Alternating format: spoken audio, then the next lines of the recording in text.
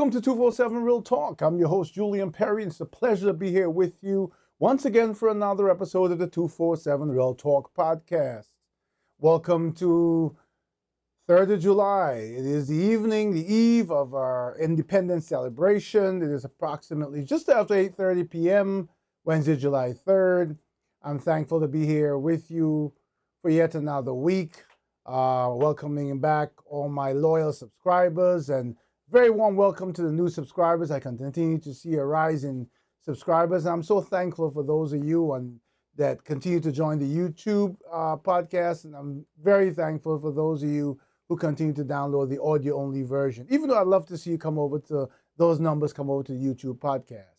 I hope you had a great week. Like I said, you probably dealt with many of the mental challenges of the week, including what we're going to talk about tonight, and that's the Supreme Court decision specifically around immunity. They made some other decisions, but we'll deal with that at another time. Right now, for this episode, won't be a long one. Tomorrow's 4th of July. Well, by the time you get this, it'll be 5th of July. But needless to say, I myself want to go out and see some fireworks and stuff. So I'm going to make this short and sweet and to the point. So I'll be right back with more about absolute immunity.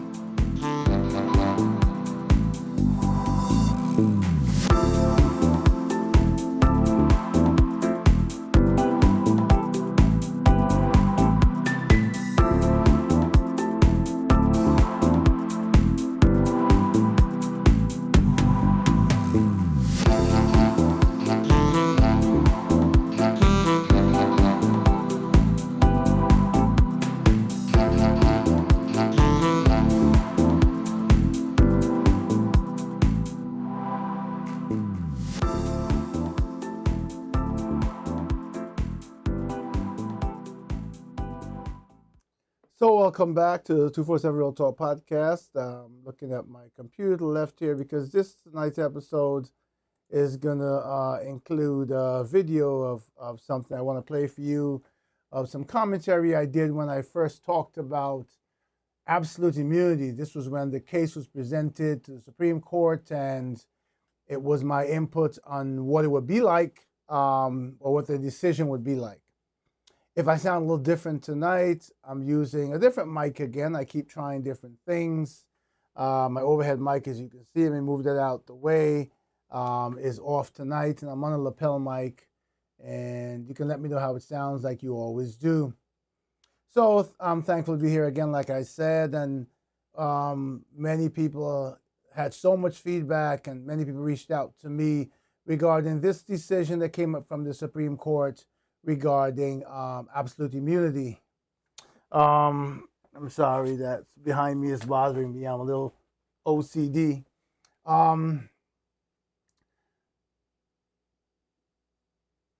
If you recall, a couple of months ago when this first started, I had an episode where I sort of gave my own prediction of what the Supreme Court outcome would be, what their decision would be. As I reflect on it, as I looked at it, I realized that I was 80% right. There are a few things I was wrong about. So before we move forward and I talk in this quick episode about my thoughts about this, let me play for you what I said in that episode. Let me hang on a second, make sure I get this right. Let me play this for you. Here's what I expect. And when it happens, you can tell me I was wrong. You can tell me I was right. I'm open. I always tell you, email me. We can chat, WhatsApp me, whatever. As long as you're respectful, we can have this discussion. I am expecting that the Supreme Court will rule that there is such a thing as presidential immunity, but that it is not absolute. That there needs to be a clear understanding and differentiation between when a president is acting within his presidential duties and when he's acting from his own personal accord. They may even send it back to the lower court. This may not get decided for a long time because they may send it back to a lower court, as I was listening to some discussions, and I agree, for the lower courts to come back with what is presidential and what is personal, and how it's defined. And then we have to determine how do we, when this happens, how do we immediately fix it? We cannot have someone who doesn't act that may not be within their presidential powers, and then it goes through the court system for years before we decide it. That's chaos. And if it is not in keeping with the Constitution, that's a constitutional crisis. We have to give, and the Supreme Court has to give clear decisions here. And I again believe, you tell me I could be wrong, but I believe that ultimately they will say, yes, there's presidential immunity, but not absolute immunity. And there needs to be a clear delineation between how you determine what's within presidential power, what is not, and be able to immediately determine so that the president is held immediately accountable, not running through the court system for years, because the damage will then be done permanently. Let's hope I'm right. It's either that or they simply come back and say there's no such thing as absolute immunity. But I don't think they could come back and say that alone, because that will not end the situation, the argument, right? They need to come back and say, here, there's a bucket here that's within presidential immunity because of XYZ circumstances, which the lower court can define, and which is probably defined already by Congress and in our Constitution. And then there's these personal things that are outside of immunity, and there needs to be a way to hold someone immediately accountable for what's outside of immunity, and for the nation, Congress, to act appropriately to hold that person immediately accountable, not a long drawn-out process.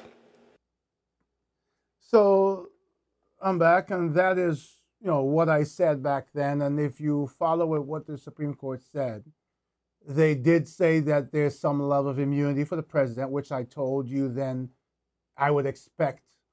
And they did send the rest back to the lower courts to determine what falls into the category of presidential action and what falls into the category of personal. So let me share my thoughts with you. And again, I'll try to keep this quick. Within another 10 minutes or so, I'll wrap this up. I don't think the Supreme Court should have taken this case. As I reflected more on it after we had our conversation, we were forced into taking this case because of these unique set of circumstances with a president and a presidential candidate that this country has never seen and never dealt with. It's a crisis. I think that logic prevailed for all these years. And all these years, that logic sort of unofficially defined what was acceptable by a president and what was not. I think that the dissenting judge, Judge Sotomayor, made a very clear-cut point in her thinking that when you have this ambiguity as to what's presidential, then the president could act in revenge given a certain set of circumstances that will be difficult to prove that they were not within the presidential environment or dynamics at the moment. And the other problem that I kept stressing there about immediate decisions is so important. We talk about people are supposed to be offered swift justice, timely justice. But everything in our courts, these lawyers have learned, and our system has been so designed to drag things out for years. So what do you do if a president goes in and commits such an act, and then it takes you years to decide? By the time you decide, there's been a new loophole that has cleared it. And this case is an example of that. What President Trump's lawyers did immediately after this decision was to go to the judge in New York and say, hey, we need you to postpone sentencing because now we have to go through this process of determining what was within presidential immunity and what was not. People immediately, without recognizing this, said to me, and a lot of people communicated with me, well, wait a minute. I said, meaning me on my podcast, and they were following it, that this is a state case and that the impact of the Supreme Court decision, or the Supreme Court decision would not have any impact here. And that was only partially true. Because as this decision came about and I learned more details of the case that I did not know prior to, is that the prosecution in this case used some of the president's actions after he became president, but still relevant to the so-called alleged cover-up. They used those circumstances and that information as part of the evidence that they used to prove their case. That use of circumstance, of information, of evidence that existed when President Trump was actually acting in the role of president is all that's needed to put this case on sentencing and everything else on pause.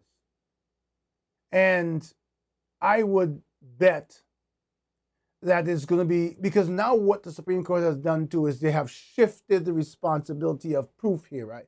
The burden of proof is now more on the prosecution, because the Supreme Court has stated that, hey, if he's president, he can act in presidential immunity, do blah, blah, blah. And if you're saying he did not do that, then the burden is on you now, the prosecution, to show the court that he, in fact, did not act within this new realm of presidential immunity. I argued in my previous podcast that there must be some level of presidential immunity, and I still believe that. When you have to make decisions, and I made a reference to, for instance, President Obama, when he gave the order, for instance, to take out, bin Laden? Bin Laden was this figure, this revered figure by terrorists in another country. Depending on what decisions you have to make as a president based on terrorist acts or whatever, you have to have a certain immunity that says, given the information you had, you acted in your role as president, and we're not going to prosecute you for that, even if we later find out that you erred in judgment. Having you stop and pause to think about any error in judgment could be catastrophic for the United States of America. But on the flip side, who is the guardian outside of the president, outside of the White House, that ensures that that presidential immunity is now not being used against figures that have nothing to do with the presidential circumstances? Let's call it that. How far does this go? Judge Sotomayor basically kind of said, if the president orders an assassination of someone now while he's president, unless the prosecution can prove otherwise beyond a reasonable doubt. Remember, you're talking about a criminal trial here, not a civil trial, so they will have to prove beyond a reasonable doubt. Then that's a slippery slope, a dangerous slope that we walk down that we should not. I'm sorry, my computer that I'm using to show you the video kind of timed out. But my point being, we have to be so careful. We have to be so careful that we don't make the mistake of giving powers to one individual who can then use those powers as they see fit without checks and balances. For all the years, this nation has had a justice system, albeit very flawed and very biased against people of color. They have not interfered with the presidential powers, and they have seemed to work. It is unfortunate that this situation that they were forced into, well, they chose to be forced into, or they chose to accept, is coming at a time when there's so much controversy around the presidential role in the United States of America. I want to read something, and give me a second, because I took a photo of something that someone from another country said. This is someone from maybe what I would say is a third world country, but someone who has been viewing and keeping an eye on the politics of the United States. And they gave an opinion that comes from their jurisdiction. And to me, it was a bit hurtful. Here it is. It said, the USA presidential debate. This was their summary. On one side, an old man who is a convict, a white supremacist. It's not my words now. I'm reading something. And a liar who needs to be fact checked every time he opens his mouth, and who believes he's the greatest person on earth and the best of everything. On the other side, a mumbling, senile old man who looks in desperate need of a rocking chair in a nursing home with a baby bottle in his mouth and a dribble bib around his neck. This is what American politics has become. The laughing stock of the world, but with some serious consequences. There's nothing erroneous about what I said when I think about what people are thinking about our great nation. Those who are anti-Trump are thinking exactly what this gentleman expressed. Those who are anti-Biden are thinking exactly what this gentleman expressed. His opinion that because of this cinematic series that we're playing out as the greatest nations of the world in front of the world makes us a laughing stock. I've heard that many times before, and I can't really defend that. We are America. We are supposed to be the symbol of democracy, the symbol of common sense, the superpower, the nation that every other country in the world should strive to be like. And this is what we're showing the rest of the world. I've said it before in my episodes. We have 350 million people counted in the census. No, those are citizens, but not all born American citizens. But there are hundreds, at least over 100 million born U.S. citizens in this country. And we are looking for someone to lead our nation, our diversified nation. A nation that's made up of that's a quilt, a tapestry of all the world. That's the melting pot of the United States of America.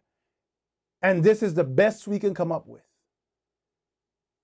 People are looking for young blood, new ideas, someone who is more down the middle and impartial and puts America first, someone who can pull themselves away from being so committed to their political ideology that their bias is blatant and foolish to the other side.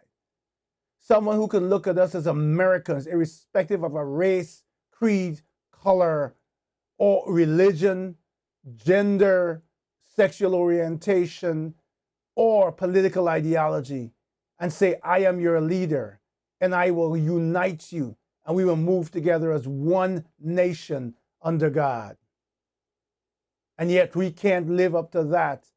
But every day we try to tell the rest of the world how they should act and behave. We might look at other nations that are involved in wars and all these things and talk about how despicable their behavior is. And believe it or not, they're looking at us and saying the same thing. We're not behaving like leaders. We're acting like a nation that is in disarray, a nation that has fallen so far from its ideals and its fundamentals that we are a laughing stock. I love this country. Every American I meet says the same thing. And I meet a lot of them. I had a discussion with someone today on WhatsApp, talking about how they're disgusted they are at the choices given for them at the White House. I always tell you the truth, and I always come from a middle point. I am not pro-Trump. I am not pro-Biden. I am not pro anybody. I am pro-American. I am pro any president that will understand that they're elected by the people to work for the people and will do the best for the majority of the people. The Supreme Court stepping in here to me has caused more chaos than calm. And they have made the world see how divisive we are, because once again we had a 6-3 decision along political ideology. Political ideology and justice have no ability to coexist. They should not. Judges are supposed to be appointed for impartiality. Judges who can move their own being as two separate entities so that they can decide things based on the law and not what they believe because of their political ideology, nor do what they believe because of the person who brought the case. We have to do better. I have no clue what's going to happen come November. I have no clue because all these polls throw every single poll out the window, because we are no longer in the normalcy of a race for the White House. We're in this epic reality show, this dramatic thriller, so to speak, where every single time the music plays or the drum beats, we're looking for something else to fall, a body to fall, an ideology to fall, a person to fall, and the polls to change. We have to be common sense people as Americans if we want to take our country back. We cannot make a decision based on how someone looked when they debated if we're not listening to the content of what they were saying. Yes, President Biden looked female. Yes, he looked disoriented. Yes, he looked he had difficulty in keeping a train of thought as he tried to debate. Maybe part of it was nervousness too, because the fact is that he knows he's vulnerable. But if you look at the country and how the government is running the country, it's not falling apart. It's not falling apart because it is not just the president who runs the country. Presidents surround themselves with support teams who help to make and frame and shape decisions. This is true for President Biden. This is true when President Trump was in office. People looked at President Trump and saw his performance. Many people immediately came out and talked about the fact checks and how they came up with some number like 26 different major things were all false. This is his debate style. This is what he set out to do, to poke holes and to show vulnerability in President Biden. That was his job as a debater. We as the viewers are supposed to look at this performance and look for the content and look for what is right and wrong, what did in fact happen and what didn't. But that's one of the reasons I personally did not look at the debate. When I told people I didn't look at the debate, they were like, what? You're a podcaster. You're about real talk. How come? Because I recognized for the first time in the 40 years I've been in this country, through all the presidential debates I've looked at, that this debate would have nothing to do with content and would have everything to do with theatrics. That was evident even in the rules of the debate, where mics were muted because the cable TV, the channels, knew that this was a theatrical event. Look, come November, as I speak to each American, it is up to you to vote your heart, to vote what you believe, and it is not up to anyone else to ridicule you, to chastise you, or to penalize you for making your decision. We're all Americans. It is important that you exercise your right to vote. I am not telling you who to vote for because, again, I look at every single day and every single occurrence and every single scenario down the middle. I'm one of those people who has gone into the voting booth and voted and chosen candidates for different positions from both ideologies. Yes, I'm one of those people who's gone in the booth and checked Democrat here and checked Republican for this race because I believe in the person. I believe in what they stand for. I believe in their history. I believe in their record. And I believe that I vote for who in my heart I think will do the right thing for us as Americans.